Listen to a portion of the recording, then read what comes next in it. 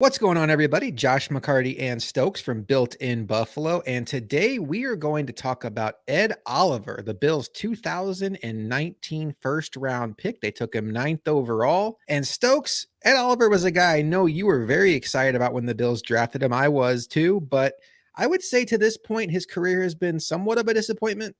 Yeah, I think based on his billing, like he was drafted during the time where Aaron Donald was continuing to be as dominant as he is, and it was the thought process that he has the same type of build, the same type of quickness and strength, and all that stuff. If he was just Aaron Donald light, he would be a boom, and he just hasn't been that. He shows like so many different times where he can be that dominant force, but he just has no consistency when it comes to his talent level. I think the fairest way to put this is not an Aaron Maben situation. This is not a Mike Williams situation where the Bills get nothing on their investment. Ed Oliver has been a pretty good NFL player, but there's a couple of issues here. One, unfortunately, he was part of a defensive tackle class that included Dexter Lawrence, Quinnen Williams, and Christian Wilkins, all of whom have been better pros than him to this point. The other part of this is he is now in his fifth year of his rookie deal, Stokes, which means he is on his fifth year option, which is $10.75 million guaranteed. As the Bills currently sit here today, they are actually over the cap. Now, when you look at some of the restructures available to them with Josh Allen, they can do something with Tre'Davious White. I believe there's something they can do with Deion Dawkins. The Bills are projected to be able to fairly easily get about 20 million under the cap. If they wanted to move on from Ed Oliver, they can't release him. This would have to be a trade. They can get another 10.75 under the cap, which essentially means they can really do whatever they want to do in this free agency. The problem with that, Stokes, is on face value, other teams would know you're up against the cap. They're not going to offer you what looks like good return for a former first round pick. You're probably looking at a situation where you'd have to send Ed Oliver, who has been a starter for you, away for a day 3 draft pick. Yeah, and that's where it gets really tough because the teams don't really have the urgency that we want them to have in order to make this trade, and it's you're giving up a starter for a player that you don't know is actually going to make your roster. So you're making your team worse in the grand scheme because you don't want this contract on your books. And that's where it gets really tough. When we're in this win now window, we want to see this happen now. How do we justify in our heads getting worse right now just because Ed Oliver isn't isn't going to be the guy that is going to command 15-20 million dollars a year. I am so glad you asked, Stokes, because I am here to tell you how to justify it. All right. So, on the surface, a fourth or fifth round pick for Ed Oliver sounds pretty awful for a team that's trying to win now, right? But what also comes with trading Ed Oliver is $10.75 million in cap space.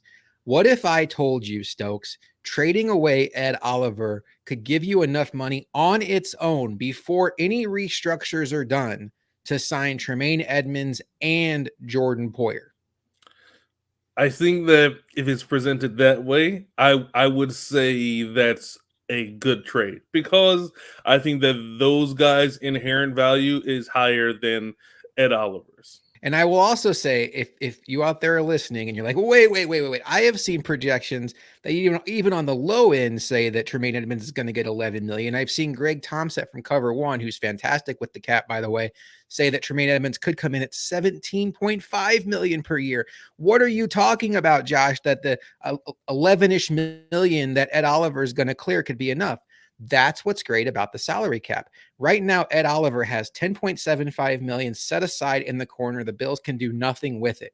If they get that off the books and they sign a player like Jordan Poyer or Tremaine Edmonds to a long-term deal or a 2 or 3 year extension in Poyer's case, you have all the flexibility in the world to spread out those cap hits. Remember, last offseason, Von Miller signed a deal that was $20 million APY, and he counted $5.5 million against the Bills cap. That $10.75 million can go a long way to getting back Jordan Poyer, getting back Tremaine Edmonds, and allowing the Bills to use that other $20 million that they can free up with restructures on fixing their offensive line and adding a weapon to this team. You can probably find a replacement in the draft or in free agency for what Oliver's production is.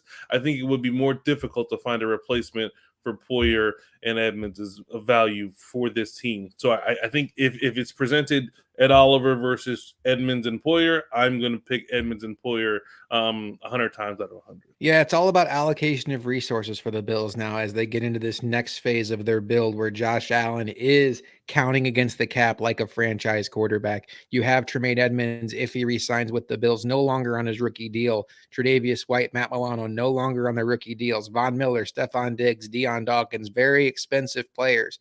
Dawson Knox, no longer on his rookie deal.